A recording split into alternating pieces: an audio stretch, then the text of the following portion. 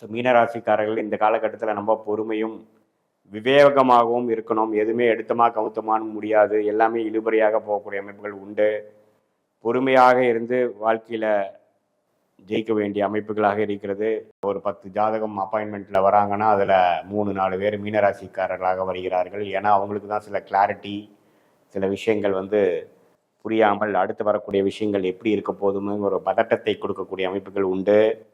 ஏன்னா இருள் கிரகமாகிய சனி ராசிக்குள்ளே வரும் பொழுது ஒரு இக்கட்டான சூழ்நிலையை கொடுக்கக்கூடிய அமைப்புகள் கொடுப்பார். சில பேர்த்துக்கு வம்பு வழக்குகள், தேவையில்லாத சில விஷயங்கள்லாம் வரக்கூடியது, கொடுக்கல் வாங்கல சிரமங்கள், இது மாதிரி சில விஷயங்கள்லாம் வர வாய்ப்பு உண்டு.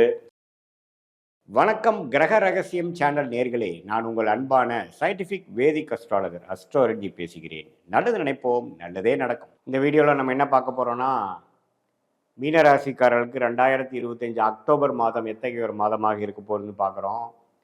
இந்திய வேத ஜோதிடத்தின் அடிப்படையில், சயின்டிஃபிக் வேதிக் அஸ்ட்ராலஜி முறையில் நாம் எதையும் மிகைப்படுத்தாமல், பரிகாரங்கள் அது மாதிரி மூட நம்பிக்கையில் போகாமல் உள்ளது உள்ளவாறு சயின்டிஃபிக்காக நம்ம பார்க்க போகிறோம்.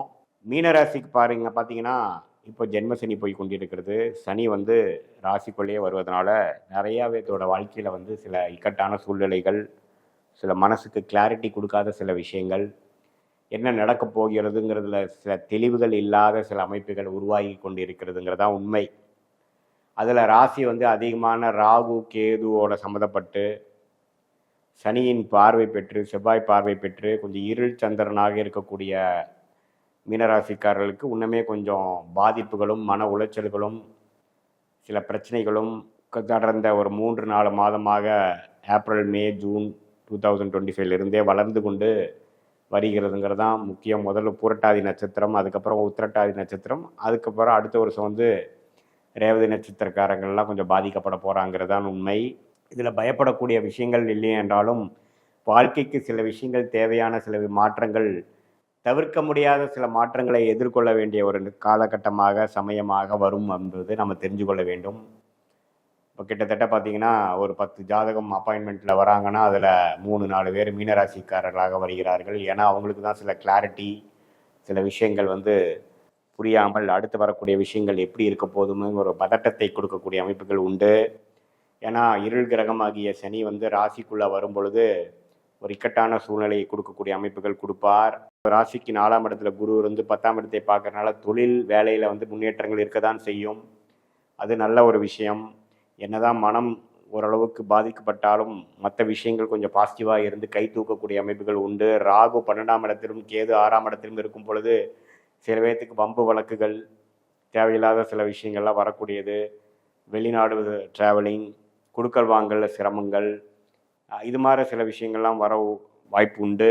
ஸோ எல்லாத்துலேயுமே கொஞ்சம் கவனமாகவும் தெளிவாகவும் இருக்க வேண்டும் என்பது தான் ஜோதிட ஆலோசனை.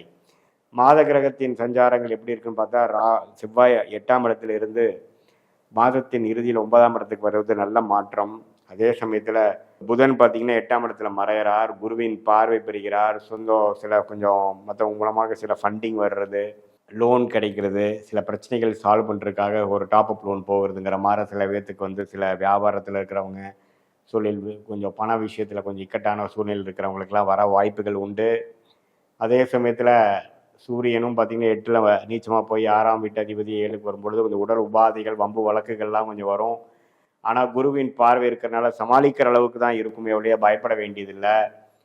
ஸோ அதே சமயத்தில் சுக்கிரன் 7ஆம் இடத்துக்கு வருகிறதும் பார்த்திங்கன்னா சில விஷயங்கள், புது நண்பர், புது பங்குதாரர் மூலமாக சில பெனிஃபிட்ஸ் அடையிறது, சில பிரச்சனைகள் சால்வ் பண்ணிக்கிறதுங்கிற மாதிரி சில தொழில் முனைவோருக்கு வரக்கூடிய அமைப்புகள் உண்டு. பொதுவாக சொல்ல வேணால் கொஞ்சம் வெளிநாடு விஷயங்கள், திடீர்னு பிரயாணங்கள், திடீர்னு ஒரு வெளி மாநிலம் போயிட்டு வர்றது, சில விஷயங்கள் கைக்கு வந்தது வாய்க்கு வரவில்லைங்கிற மாதிரி விஷயங்கள் எல்லாமே கொஞ்சம் ஸ்லோவாக போகிற மாதிரி அமைப்புகள்லாம் உண்டு. ஸோ மீனராசிக்காரர்கள் இந்த காலகட்டத்தில் நம்ம பொறுமையும் விவேகமாகவும் இருக்கணும். எதுவுமே எடுத்தமா கவுத்தமான்னு முடியாது. எல்லாமே இழுபறியாக போகக்கூடிய அமைப்புகள் உண்டு. பொறுமையாக இருந்து வாழ்க்கையில் ஜெயிக்க வேண்டிய அமைப்புகளாக இருக்கிறது. சர்வைவல் தான் மெயினான மோட்டோவாக அடுத்த ஒரு 6 மாதம், ஒரு மாதத்துக்கு, ஒரு வருஷத்துக்குமே இருக்கக்கூடிய அமைப்புகள் இருக்குது. இப்போ பார்த்தீங்கன்னா புரட்டாதி நட்சத்திரக்காரங்கள்லேருந்து உத்திரட்டாதி நட்சத்திரக்காரங்களாக கொஞ்சம் மெதுவாக சில மன அழுத்தங்கள், உடல் உபாதைகள், அவங்களுக்கு வயசுக்கேற்ற சில பிரச்சனைகளை கொடுக்கக்கூடிய அமைப்புகள் வந்து கொண்டிருக்கிறது. கொஞ்சம் கவனமாகவும் பொறுமையாகவும் மெடிடேஷன், மூச்சு பயிற்சி, பிராணாயாமம் அது மாதிரி சில விஷயங்களை செய்து மனம் இறுக்கத்தை குறைத்து கொஞ்சம் ரிலாக்ஸாக சில விஷயங்கள் வந்து கைமீறி போகாமல் மன அமைதியை காக்க வேண்டும் என்பதுதான் ஜோதிட ஆலோசனை.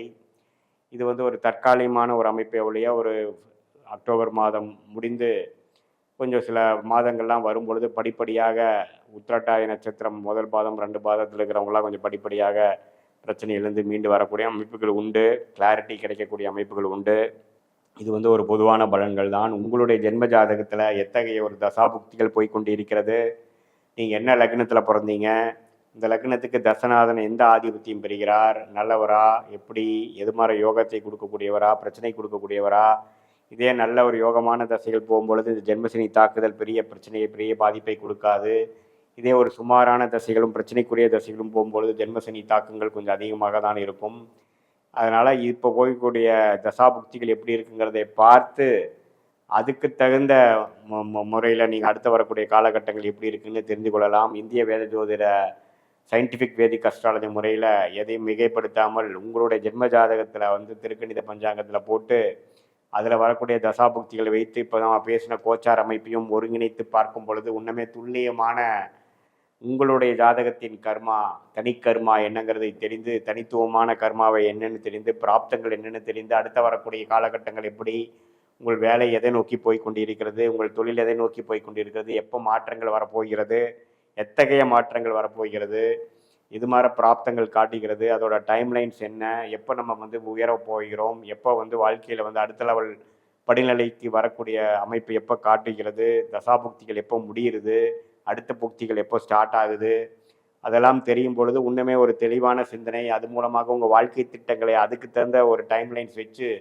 நீங்கள் பிளான் பண்ணும்பொழுது தேவையற்ற ஃப்ரஸ்ட்ரேஷன், கண்ணை கட்டி காட்டில் விட்ட மாதிரி எப்போ எதை பண்ணுறது எப்படி பண்ணுறதுன்னு தெரியாமல் முடிக்காமல் நம்மளோட இந்திய வேத ஜோதிடத்தோட விஷயத்தை புரிந்து கொண்டு அதை ஒரு ஒரு வழிகாட்டியாக கூகுள் மேப் மாதிரி வாழ்க்கையில் எப்படி நீங்கள் ஒரு இடத்துக்கு போகும்பொழுது ஒரு கூகுள் மேப் உங்களுக்கு உதவுதோ அதே மாதிரி இந்திய வேத ஜோதிடம் எதையும் மிகைப்படுத்தாமல் மிக பரிகாரங்கள் அது மாதிரி ஒரு மூடநம்பிக்கையில் போகாமல் உள்ளது உள்ளவாறு பார்க்கும் பொழுது நம்மளுடைய பிராப்தங்களை உள்ள மாதிரி தெரிந்து அதுக்கு தகுந்த மாதிரி திட்டங்களை தீட்டி வாழ்க்கையில் எளிதில் வெற்றி பெற முடியும். தேவையற்ற சமய விரயங்கள், பொருள் விரயங்களை தவிர்த்து தேவையற்ற விஷயங்களில் ஈடுபட்டு அது மூலமாக நம்ம வந்து நம்ம நேரங்களை வீணடித்து நாமளும் குழம்பி அடுத்தவங்களையும் குழப்பி அதற்குள்ளுக்கப்புறம் வந்து நமக்கு தேவையான விஷயத்துக்குள்ள வரும்பொழுது நம்மளுடைய வாழ்க்கைகள் வந்து நம்மளை அடுத்த கட்ட வெற்றியை நோக்கி நம்ம போக முடியாமல் பின்தங்கி விடுகிறோம் என்பதுதான் உண்மை. ஸோ நம்மளுடைய பிராப்தம் என்ன, நமக்கு நேரங்காலங்கள் எப்படி இருக்கிறது, எந்த நேரத்தில் மாறுதல் நல்லது, இப்போ மாறுதல் வந்து நல்லதா, எது மாதிரி விஷயங்கள் நம்ம காட்டுது, எப்போ நமக்கு அடுத்த புக்தி ஸ்டார்ட் ஆகுது, கோச்சார் அமைப்புகள் எப்படி இருக்குது, இந்த ஜென்மசனி தாக்கங்கள் வந்து எப்போ நம்மளுக்கு குறையும், இந்த தசாபுக்திகள் அடுத்தது வந்து இந்த பிரச்சனையிலேருந்து எப்போ மீண்டு வருவோம், கடன் எப்போ அடைக்க முடியும், எப்போ வம்பு வழக்குகள் முடியும், எப்போ திருமண விஷயங்கள் சாதகமாக நமக்கு அமையும், எப்போ காதல் கைகூடும், அது மாதிரி விஷயங்கள்லாம் நம்ம வந்து தனி ஜாதகத்தை பார்த்து உங்களுடைய தசாபுக்திகளை வைத்து உங்களுடைய ஸ்தான பலம் திக்பலம் எந்த கிரகம் வந்து இப்போ உங்களை ஆட்கொண்டு இருக்கிறதுங்கிறதெல்லாம் நம்ம பார்த்து அதுக்கு தகுந்த மாதிரி ஒரு துல்லியமான பலன் எடுத்து நம்ம வாழ்க்கையில் அதுக்கு தகுந்த மாதிரி திட்டங்களை தீட்டி நம்ம வாழ்வே ஆனால் வாழ்க்கையில் எளிதில் வெற்றி பெற முடியும் என்று சொல்ல விரும்புகிறேன். மீண்டும் மற்றொரு காணொளியில் சந்திப்போம். நன்றி, வணக்கம்.